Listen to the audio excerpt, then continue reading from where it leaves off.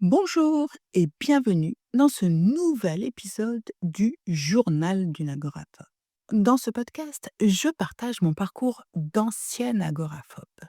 Je ne suis ni médecin ni thérapeute, mais si mon âme l'expérience peut offrir quelques pistes à certains d'entre vous et contribuer à libérer la parole sur un sujet qui stigmatise encore trop de personnes, alors mission accomplie. Le deuxième livre que je vais vous présenter dans le cadre de notre cycle de lecture estivale est Adieu, chère angoisse d'Adeline Gray Cernea. Et j'espère que je n'écorche pas son nom. J'ai une affection toute particulière pour ce récit. Comme le livre d'Alain Braconnier que je vous ai présenté la semaine dernière, j'ai découvert cet ouvrage grâce au magazine de la santé sur France 5. En 2017 ou 2018, je ne m'en souviens plus très bien, le magazine de la santé parlait donc déjà pas mal de santé mentale. Revenons à notre livre. Adeline Gray-Cernea est venue témoigner sur le plateau de son expérience de l'angoisse au quotidien, de ses attaques de panique, tout en présentant son livre. C'est elle qui a planté chez moi la petite graine d'un jour témoigner de mon expérience. Une des raisons pour lesquelles j'affectionne tout particulièrement ce livre. Il y a bien évidemment d'autres raisons. L'intelligence et l'humour avec lesquels l'autrice parle de son expérience. Ah, mais je me rends compte que cela fait quelques minutes que je vous parle de mes impressions sur ce livre, mais pas du livre lui-même. Je vais rectifier cette erreur de suite.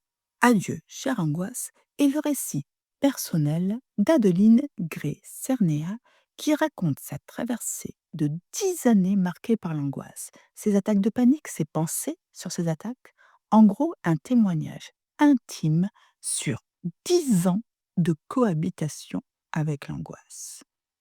Si vous aussi, vous cohabitez avec l'angoisse, il est probable que vous vous reconnaissiez dès les 5 premières pages du livre. Livre sorti en 2017. Et nous remarquons déjà que malgré le nombre important de personnes qui font des attaques de panique, le phénomène reste confidentiel. Nous n'en parlons pas assez. Comme beaucoup de personnes, sa première attaque de panique est donc venue bouleverser complètement sa vie. L'auteur décrit avec précision les symptômes, difficultés respiratoires, vertiges, vision floue. Avec son langage, son humour et son intelligence, Gray Cernea rend accessible un sujet souvent tabou. Elle parvient à nous faire comprendre ce qu'est une crise d'angoisse, ce que c'est que de vivre avec l'angoisse, l'impact d'une personne angoissée sur son entourage et l'importance du soutien de l'entourage pour les personnes qui vivent ce type de phénomène.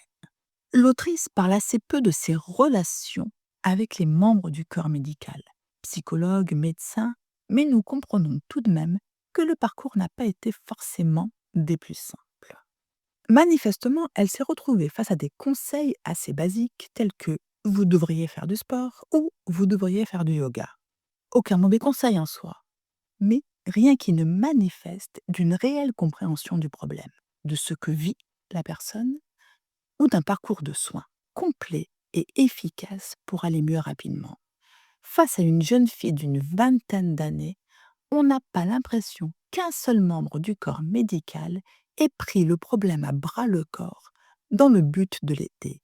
Et ça me rend dingue. Pourquoi ce livre résonne avec l'agoraphobie? Parce que ce témoignage offre un éclairage précieux sur la réalité vécue des troubles anxieux. Il montre comment l'angoisse peut s'installer insidieusement dans le quotidien et transformer la relation au corps et à l'espace. Pour vous, auditeurs agoraphobes, ce livre représente un miroir bienveillant qui nomme et normalise des expériences souvent isolantes, tout en offrant l'espoir d'une réconciliation possible avec soi-même.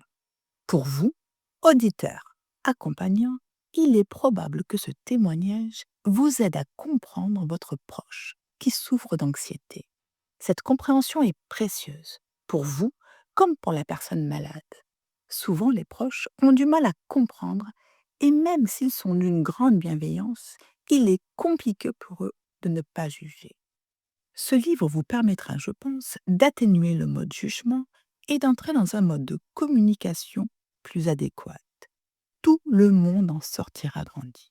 Pour vous, auditeurs, psychologues, psychiatres, vous êtes les champions de la théorie. Et tant mieux pour vos patients. Mais vous manquez d'une vraie pratique de la maladie. Et tant mieux pour vous. J'ai vu plusieurs psys et je pense sincèrement que n'ayant pas vécu la maladie, il leur manque un petit ingrédient en plus permettant une compréhension globale du patient. Cet ouvrage en est l'occasion. Pourquoi est-ce que je vous conseille ce livre? Parce que, comme je l'ai dit en introduction, ce livre tient une place particulière pour moi puisque je pense que c'est lui qui m'a poussé à témoigner. Mais pas que. Ce livre nous montre également comment une jeune fille de 18 ans a dû lutter pendant 10 ans. Vous vous rendez compte? Mon point de vue est que si nous enlevions ce tabou autour de la santé mentale, cela permettrait aux personnes atteintes de ne pas attendre 10 ans pour guérir. Idem pour les médecins généralistes et les urgences.